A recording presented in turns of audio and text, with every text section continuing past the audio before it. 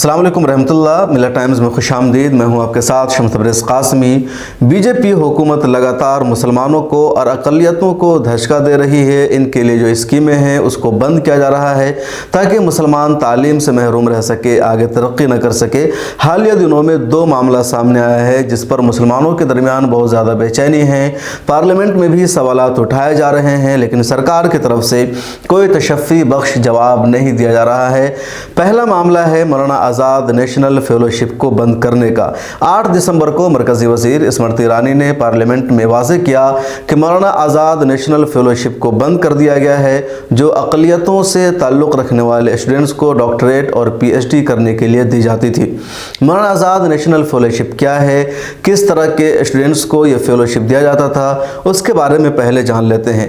हिंदुस्तान में रिसर्च के लिए, तहक़ीक़ के लिए या दूसरे लफ्ज़ों में कहिए PhD करने के लिए UGC कुछ स्टूडेंट्स को ग्रांट देती है या यूनिवर्सिटी ग्रांट कमीशन जो है कुछ लोगों को मदद करती है और इस मदद करने का पूरा एक प्रोसेस है। यानी अगर आप डॉक्टरेट करना चाहते हैं या यूनिवर्सिटी में प्रोफेसर, असिस्टेंट प्रोफेसर बनना चाहते हैं तो उसके लिए नेट का एग्ज़ाम क्वालिफाई करना अब ज़रूरी हो गया है। और ये जो पूरा प्रोसेस है इसको कहा जाता है जूनियर रिसर्च फेलोशिप, उसी को शॉर्टकट में JRF कहते हैं। और JRF पाने के लिए नेट का एग्ज़ाम देना ज़रूरी है। साल में 2 मरतबा JRF नेट का एग्ज़ाम होता है और जो तलबा एग्ज़ाम देते हैं उनकी तादाद 5 लाख 6 लाख के करीब होती है, लेकिन 8,000 9,000 ही का नंबरात की बुनियाद पर सिलेक्शन हो पाता है। कई सारे मज़ामीन को पास करना पड़ता है। इसमें जो रकम दी जाती है JRF और नेट में वो तकरीबन 38,000 रुपये की रकम दी जाती है। 30,000 रुपये की रकम UGC की तरफ से दी जाती है वर्क करने के लिए, तहक़ीक़ और रिसर्च करने के लिए, और 8,000 रुपये की रकम दी जाती है रिहाइश के लिए। बहुत सारे तलबा ऐसे होते हैं जिनका नाम JRF और नेट में नहीं आ पाता है और वो रकम लेने से महरूम हो जाते हैं।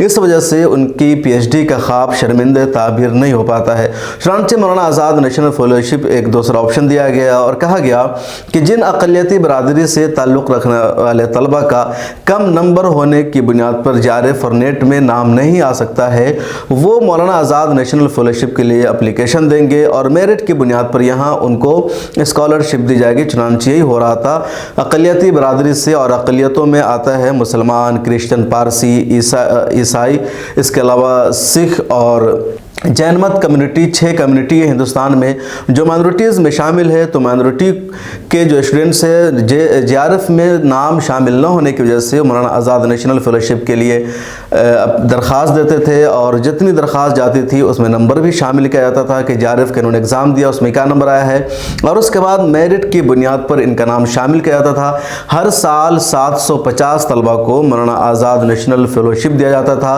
यह रकम भी उतना ही थी जितना UGC के ज़रिए बराह रास्त JRF वालों को दिया जाता था, यानी 38,000 रुपये।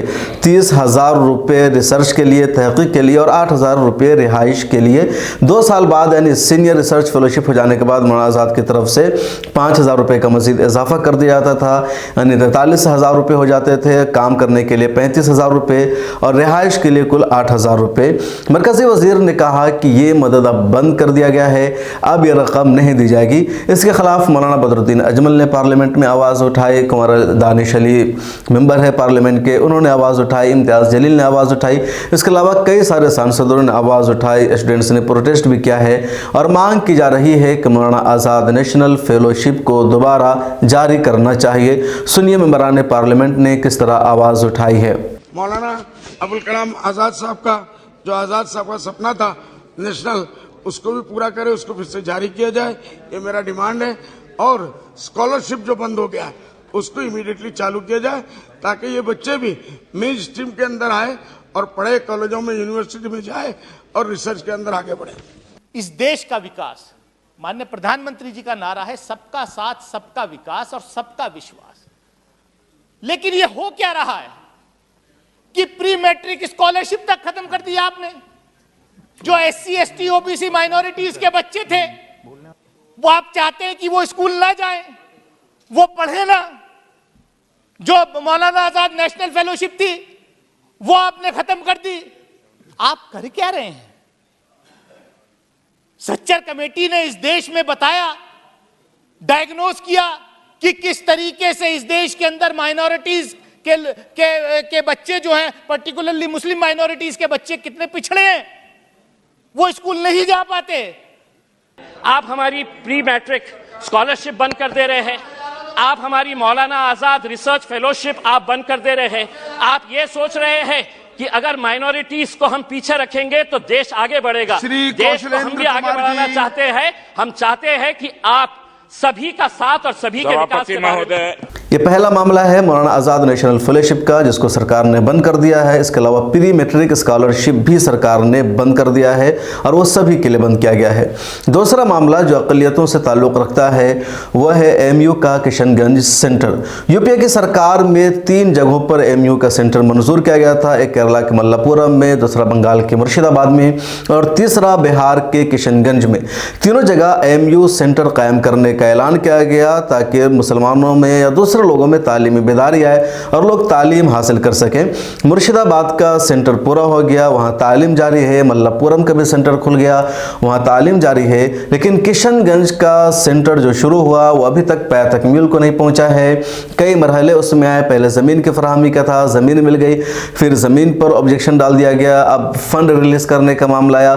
मोदी सरकार ने 2015 में 10 करोड़ रुपए का फंड रिलीज़ किया, उसके बाद दोबारा कोई फंड रिलीज़ नहीं किया गया है, परमानेंट तकर्री नहीं हुई है, कोई हॉस्टल नहीं बन सका है और अलीगढ़ मुस्लिम यूनिवर्सिटी और उसके वाइस चांसलर की भी कोई तवज्जो नहीं है।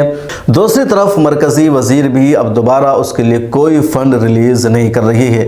इस सिलसिले में किशनगंज के एमपी डॉक्टर मोहम्मद जावेद ने पार्लियामेंट में सवाल खड़ा किया और कहा अलीगढ़ मुस्लिम यूनिवर्सिटी का जो किशनगंज सेंटर है उसके लिए फ़ंड क्यों रिलीज़ नहीं किया जा रहा है।